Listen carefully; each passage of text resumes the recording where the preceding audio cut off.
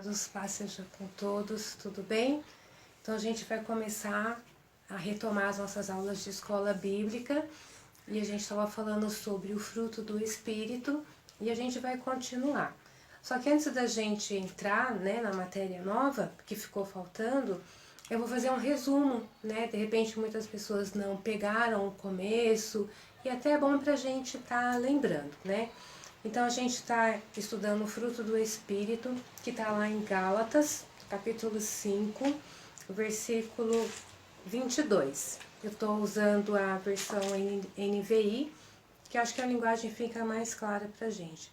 Então Gálatas 5, 22 fala assim: mas o fruto do Espírito é amor, alegria, paz, paciência, amabilidade, bondade, fidelidade, mansidão e domínio próprio. Contra essas coisas não há lei.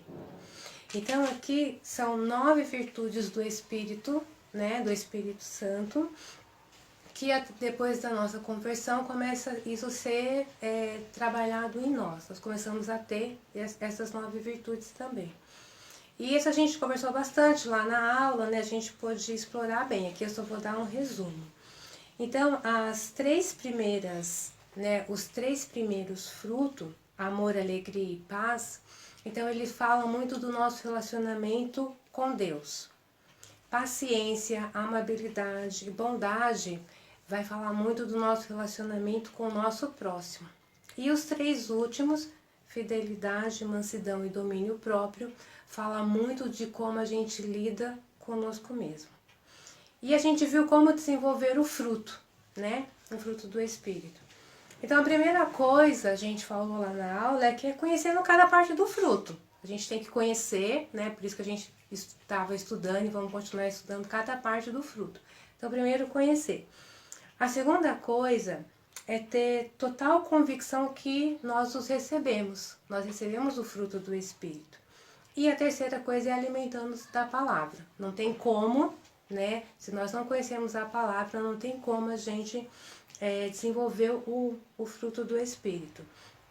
E pensando aqui, tendo total convicção de que nós o recebemos, então a gente precisa lembrar que quando nós nascemos de novo, nós somos selados pelo Espírito Santo, que está lá em Efésios 1:13, que a gente, nas aulas a gente lia muito e eu sempre perguntava. Então Efésios capítulo 1, versículo 13 diz assim: quando vocês ouviram e creram na palavra da verdade, o evangelho que os salvou, vocês foram selados em Cristo com o Espírito Santo da promessa. Então, a partir do momento que nós aceitamos Jesus, nós somos selados com o Espírito Santo. E outros textos vão falar que o Espírito Santo habita em nós, nós somos templo do Espírito Santo. Então, o Espírito Santo está dentro de nós e ele vem completo e vem nos ajudar a desenvolver, né, a produzir esse fruto que é dele, né? São 9, a gente viu, mas a gente fala fruto, porque é fruto do Espírito Santo. E aí a gente então, rapidamente, a gente vai ver, né, a gente falou sobre o amor, né, o fruto amor. Então assim, e esses 3 primeiros falam do nosso relacionamento com Deus. Quando a gente entende que Deus nos amou primeiro, apesar das nossas imperfeições, apesar do nosso pecado, né, quando a gente entende que o amor de Deus é incondicional, a gente não merecia, mas mesmo assim Ele nos amou. Quando a gente toma esse amor como parte da nossa vida, então assim a gente começa a olhar as pessoas, as situações de uma forma completamente diferente. Aí a gente consegue olhar para as pessoas que também, assim como nós, não estão perfeitas e completas, a gente consegue amar as pessoas independente delas fazerem tudo certo. Por quê? Porque nós estamos nessa condição também, né? Deus nos ama e não tem ninguém perfeito ainda, né? Não tem ninguém completo ainda, a gente está no processo. Então, quando eu penso que Deus me ama, apesar de todas as minhas falhas, eu consigo olhar para o outro e amá-lo, né? E demonstrar esse amor, apesar das falhas deles também. Fácil? Não é, mas possível, porque o Espírito Santo nos ajuda nesse processo aí. Por isso que é necessário a busca, a gente conhecer a palavra, a gente se alimentar da palavra, a gente ter uma vida de oração, porque essas coisas vão sendo aperfeiçoadas em nós. Depois nós falamos sobre a alegria. A alegria, e aí a gente usou a palavra contentamento. Por quê? A alegria é diferente de felicidade. A felicidade, ela depende de circunstâncias. Tá tudo bem em casa, com a família, né? Tá tudo ok. Nossa, tô feliz. Ai, tô tão feliz, tá tudo tão bem, tá tudo acontecendo tão bem, né? Aí o que acontece?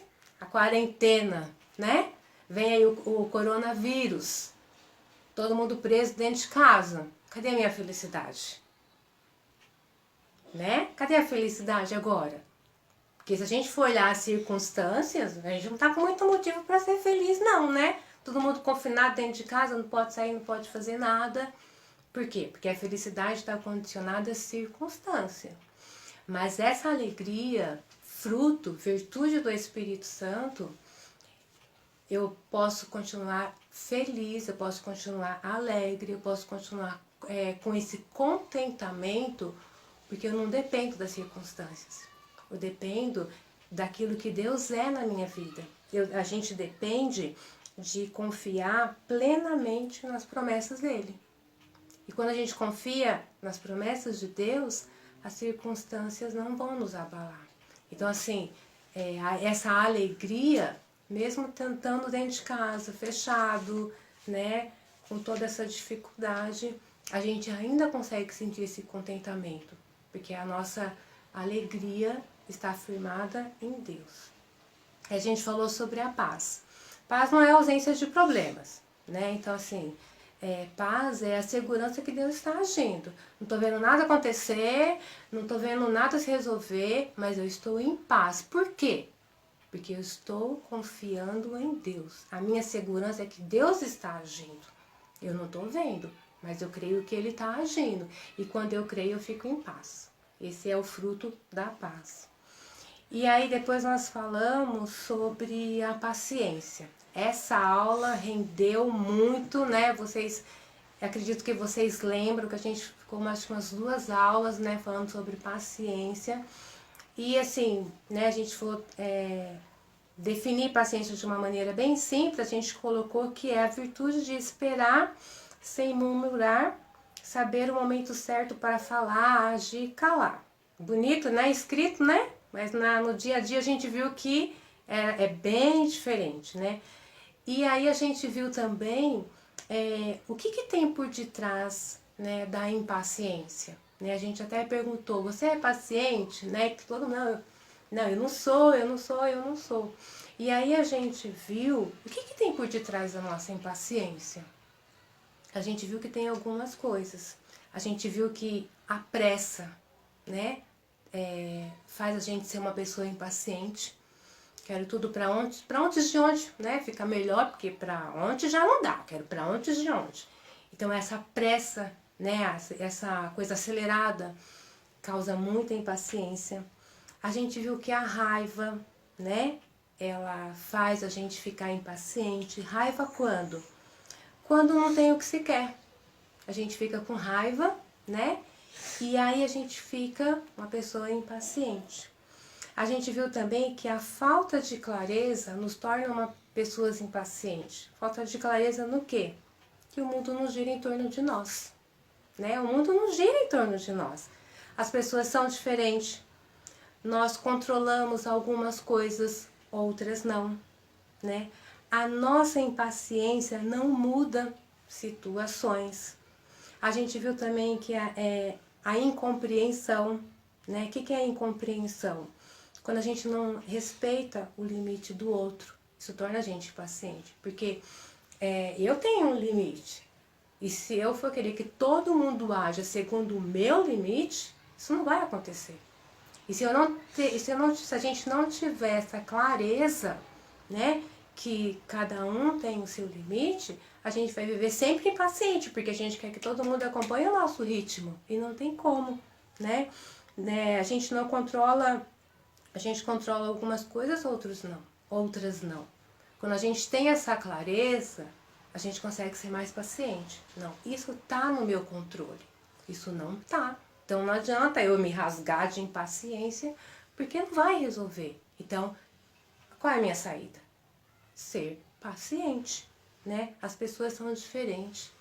Cada pessoa tem o seu tempo, cada pessoa tem o seu ritmo, cada pessoa tem a sua história. E quando a gente tem clareza disso, né, quando está muito claro na nossa mente, a gente se torna uma pessoa mais paciente. Então é importante, né, a gente, né, ver o que está por detrás da nossa impaciência. E a gente viu isso bastante na aula. Né? Então, volta aí no seu caderno, a gente anotou bastante coisa, volta aí, agora nós estamos vivendo um tempo, meu Deus, os frutos vêm bem a calhar, porque a gente tem que viver todos, né? Então, volta lá no que você anotou sobre a paciência, reflete. Agora é hora de você se avaliar, você está conseguindo deixar esse fruto aparecer na sua vida? Tá difícil de ser paciente? Você tem orado, né, para que o Espírito Santo te ajude? Ele tá aí dentro de você, tá dentro de mim. Então, se eu não estou conseguindo ser paciente nessa situação, o que eu preciso fazer? Orar, Espírito Santo. Me ajuda a ser paciente. O Senhor habita em mim. Eu fui selada, né? Eu fui selado. Então, eu quero que o teu fruto apareça em mim, né? E a gente viu também Tiago, capítulo 1, a gente leu do versículo do 2 ao 4, e que a gente surgiu aquela questão, né? Ai, devo pedir paciência? Se eu peço paciência, vem problemas, então eu não vou pedir paciência porque eu não quero ter problema, porque eu não sou nem bobinha nem nada, né? Pra que eu vou ficar pedindo? Já tenho os aí, e ainda vou ficar pedindo ainda paciência para vir mais problemas? E a gente conversou, foi uma aula bem legal, acho que esclareceu bastante coisa. E a gente viu que nenhum cristão está isento de problemas. A gente sabe que a vida cristã, ou a vida em si, ninguém está isento. Então, assim, eu deixar de pedir, de buscar o fruto da paciência com medo de problema, não vai resolver. Porque independente de eu buscar esse fruto ou não, os problemas virão. Porque a gente não está isento de problema, né? E a gente viu também que em Tiago, a gente foi lendo, e a gente viu que no versículo 4, Tiago fala, né, de nós, que lá no Tiago está falando sobre a perseverança, tá até aqui, ó. Tiago capítulo 1, a partir do versículo 2. Meus irmãos, considerem motivo de grande alegria sempre que passarem por qualquer tipo de provação, pois sabem que, quando sua fé é provada, a perseverança tem a oportunidade de crescer. E é necessário que ela cresça, pois quando estiver plenamente desenvolvida, vocês serão maduros e completos, sem que nada lhes falte. Em algumas traduções, no lugar de perseverança, está paciência, né? Então aqui, por isso que tem muitas pessoas que tinha, né, esse receio de pedir paciência com medo de vir problemas. Então aqui em Tiago está falando, né, que se nós formos provados na paciência, a gente vai se tornar cristãos maduros, perfeitos. Em algumas traduções, né, tá perfeitos e completos. E a gente viu que aí no versículo 4 de Tiago, quando fala de cristãos perfeitos e completos, ou maduros e íntegros, dependendo da tradução, Tiago não está falando de uma vida sem pecado, porque nós estamos ainda no processo, né? Tiago também não está falando de uma vida perfeita aqui na Terra, porque a gente não vai alcançar a perfeição aqui. A ideia de Tiago, nesse versículo aqui, ele está falando que um cristão que consegue exercer a paciência quando é preciso, é um cristão maduro na fé. É um cristão maduro.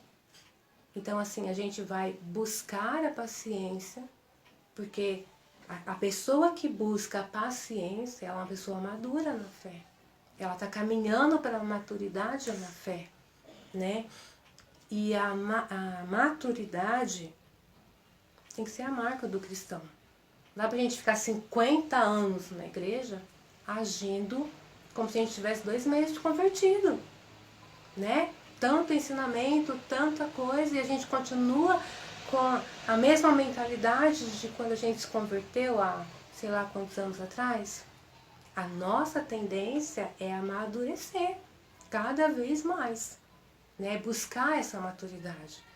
E para buscar essa maturidade, a gente não pode ter medo de alguns processos que a gente vai passar durante a nossa vida. Se eu preciso passar por problemas, ter problemas para ser um cristão maduro, então eu preciso passar por esse processo e não ter medo dele. Porque a nossa intenção é que a cada dia a gente vá progredindo, que a gente vai sendo aperfeiçoado a cada processo. Todo processo na nossa vida, ele precisa gerar em nós maturidade, mudança, né? E o fruto do Espírito, a paciência, ele vem para nos ajudar, né? Então, assim, a gente não pode achar bonito, né? Ou então, assim, usar isso como um status. Eu sou impaciente mesmo. Não, eu sou impaciente, ponto. Você é cristão? Você aceitou Jesus? Então a gente precisa mudar isso.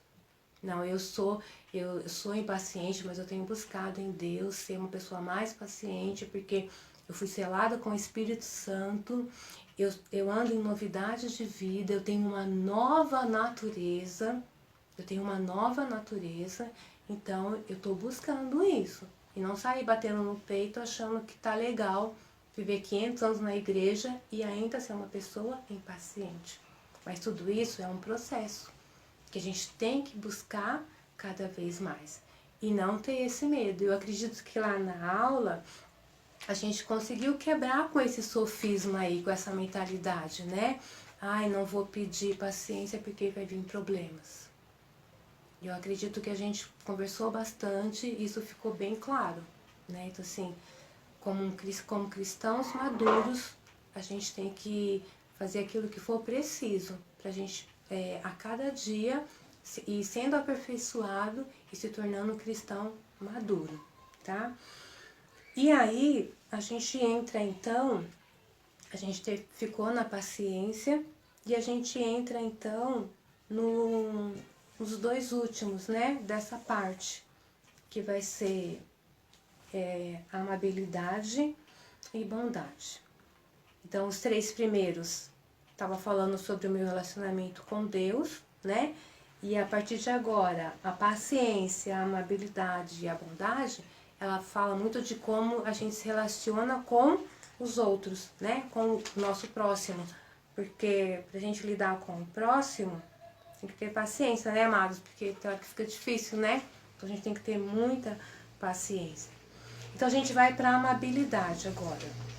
Então se você está anotando aí, que vai ser bem legal, né? Que quando a gente voltar às aulas, eu vou olhar seu caderno, tá? Vocês que são os alunos, eu vou olhar e vou ver lá se você escreveu. Igual a gente fez aqueles exercícios lá, então eu vou olhar quem escreveu. Eu vou ditar agora para você anotar aí, tá bom? Então escreve aí, amabilidade é a virtude que nos dá condições de sermos gentis para com os outros. A amabilidade é a virtude que nos dá condições de sermos gentis para com os outros. Ponto. É ser atencioso e cuidar do próximo acima de si mesmo, vírgula. Mesmo que isso, algumas vezes, demande privação de conforto, vírgula, tempo ou disposição. Vou voltar. É ser atencioso e cuidar do próximo acima de si mesmo, vírgula. Mesmo que isso, algumas vezes, demande privação de conforto, tempo ou disposição. Ponto. Em algumas traduções, a gente vai encontrar a amabilidade como benignidade, né? Em algumas traduções também a gente vai encontrar como gentileza, né? Então, assim, a gente pensando como a benignidade é a intenção de fazer o bem. E a gente vê isso lá em Tiago 4,17. Vamos ver aí. Abre aí, Tiago capítulo 4, versículo 17.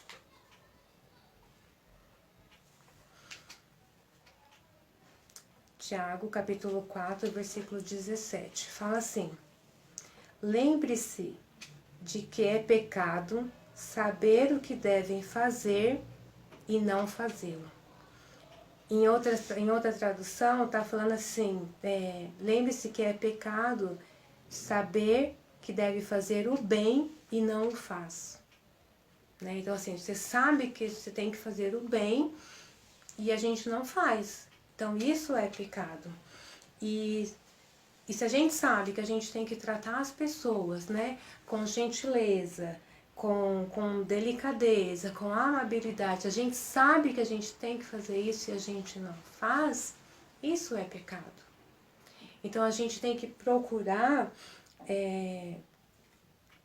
nos ajustar, nos alinhar com aquilo que a palavra está falando. Então a gente tem que procurar fazer o bem. Eu posso fazer, eu tenho condições, então eu vou fazer o bem. Eu tenho condições de ajudar, então eu vou ajudar. Pensando nessa virtude do Espírito como amabilidade, como gentileza, se eu sei que eu tenho que tratar o outro com gentileza, e eu sou grossa mesmo, porque eu sou assim, né? Então assim, eu estou pecando. E outra, eu não estou deixando o Espírito Santo fluir dentro de mim através do fruto, através dessa virtude. Então, assim, eu sei o que é certo para fazer e eu não faço. Então, que tipo de cristão nós somos? Estamos indo na igreja, carregamos o nome de Cristo, né? As pessoas nos apontam ali, lá vai a crente, lá vai o crente, sendo que aquilo que eu tenho que fazer, que eu sei que eu devo fazer, eu não estou fazendo. Detalhe, nós não estamos sozinhos nessa empreitada. Você pode pensar, falar é tão fácil, né? Vamos para a prática. É verdade, não é tão simples assim. Mas nós temos a ajuda do Espírito Santo. Então, se nós temos a ajuda dele, nós vamos conseguir sim tratar o outro com gentileza, com amabilidade, cuidar do próximo, mesmo que isso eu tenha que me privar de alguma coisa, mesmo que eu tenha que abrir mão do meu tempo, né, para ajudar uma pessoa, aquele tempo eu poderia estar deitada, descansando, fazendo alguma coisa que eu goste, mas eu vou abrir mão daquele meu tempo para ajudar o outro, para fazer o bem para o outro, né? Então assim, eu vou fazer, porque eu fui selado, nós somos selados com o Espírito Santo. Ele está dentro de nós para nos ajudar. Quando nós aceitamos a Jesus, nós somos recriados, né? Nós temos uma nova natureza. E essa nova natureza, ela nos dá total condições de fazer o bem, sim. Porque senão a Bíblia seria mentirosa, né? A Bíblia fala, se nós estamos em Cristo, nós somos uma nova pessoa. E essa nova pessoa, ela vai sendo construída a cada dia, nessa nossa jornada da vida cristã, tá? Então, amabilidade, gentileza, é isso. Então a gente precisa rever. Como é que eu estou tratando o outro? Como é que eu estou me direcionando as pessoas com gentileza, com delicadeza, com amabilidade? Eu tô fazendo o bem de uma forma intencional? Amados, a nossa vida cristã ela tem que ser vivida de uma forma intencional. Não é por emoção, não. Porque a nossa emoção, né? A nossa emoção não dá para agir por ela, não. Nós temos que agir de uma forma intencional. Eu sei que eu tenho que fazer o bem. Eu vou me esforçar para fazer. Porque se eu for esperar a vontade de sim, se eu for esperar a vontade de sentir, vontade, né, de fazer o bem, talvez ela não apareça, ou então ela só apareça de vez em quando. O cristão maduro, ele age de uma forma intencional. Ele não age movido por emoção. Ele age de uma forma intencional. Ele está fazendo aquilo porque ele quer. Então, eu vou fazer o bem porque eu quero, eu sei que é preciso. De uma forma intencional, tá? Amabilidade, né? Gentileza. E aí a gente vai para bondade.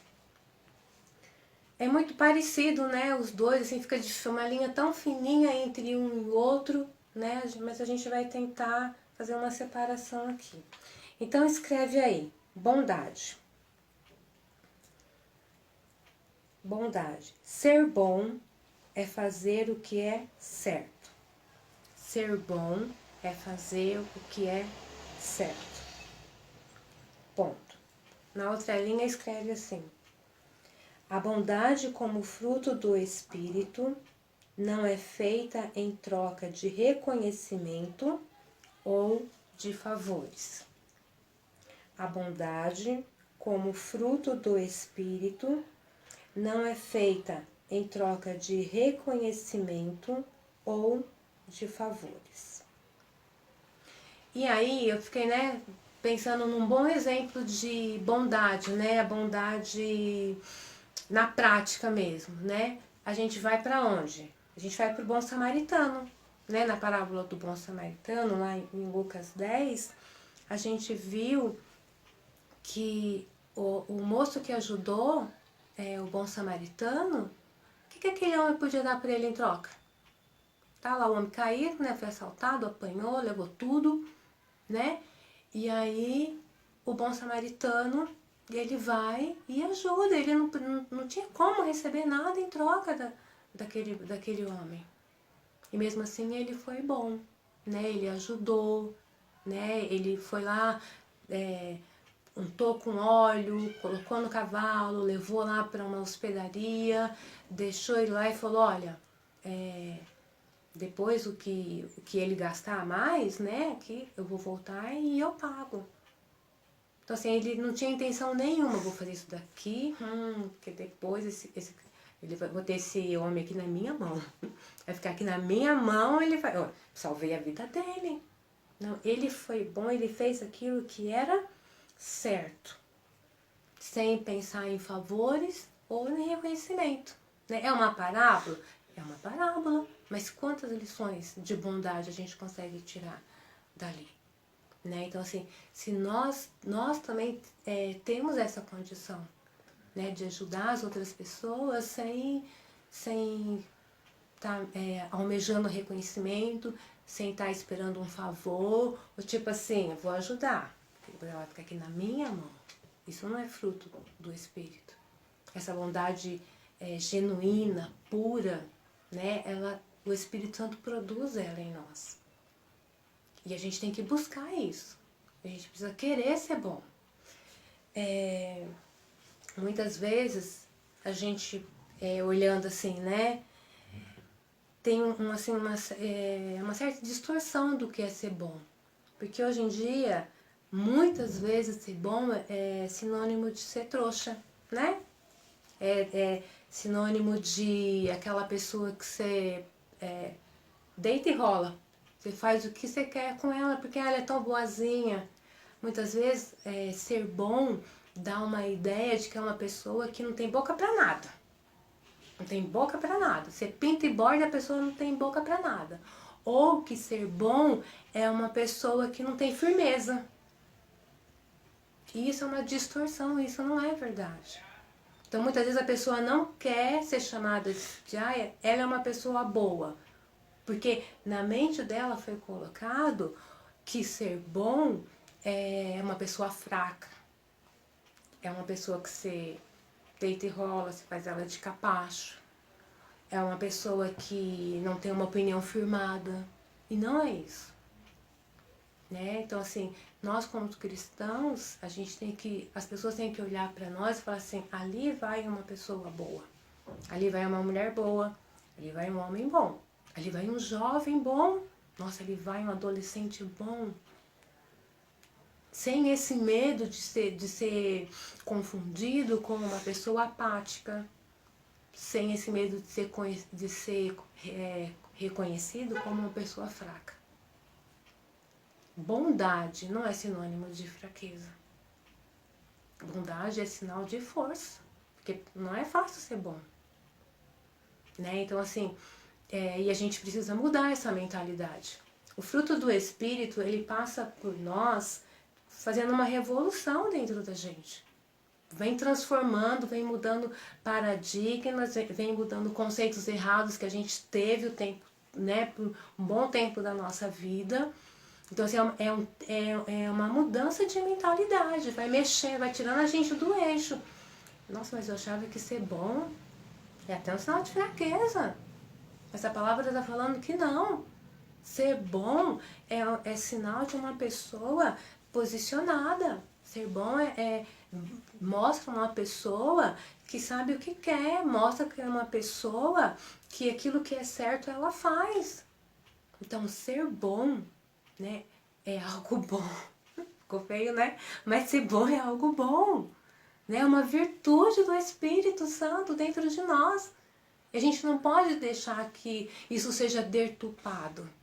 Ah, ela é boazinha. Você pinta e borda com ela porque ela é boazinha. Não. Nós somos bons, mas posicionados. Quando tem que dizer que tá errado, pronto e acabou. Né? Mas não, a gente não pode deixar essa deturpação de bondade. Tá bom?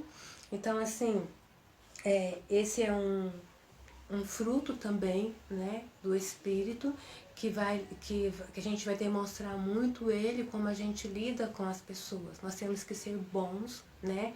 A gente tem que ter essa bondade, né, dentro de nós.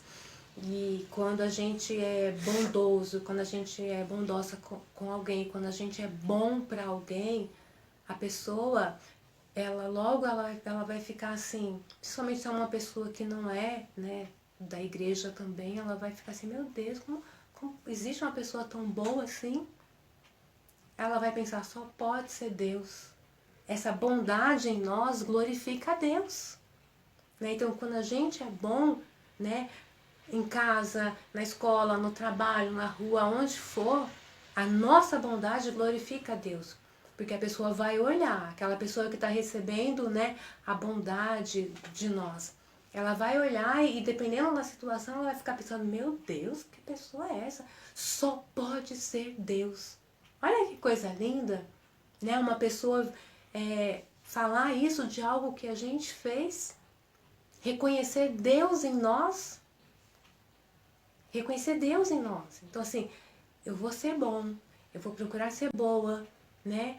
Porque eu quero que as pessoas reconheçam Deus em mim.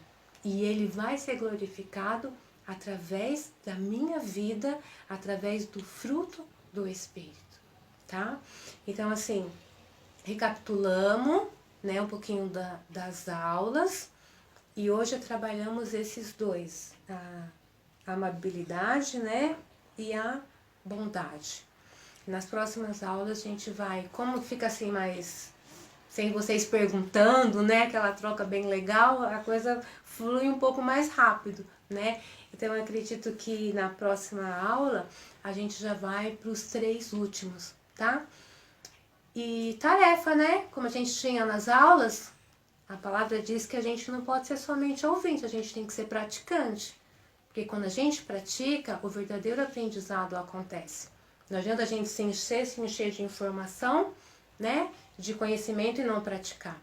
Então vamos praticar durante essa semana, tá bom? E depois lá, quando a gente voltar, eu vou olhar lá. Aí você vai ter que escrever, né? Durante essa semana, de hoje, né, até quinta que vem.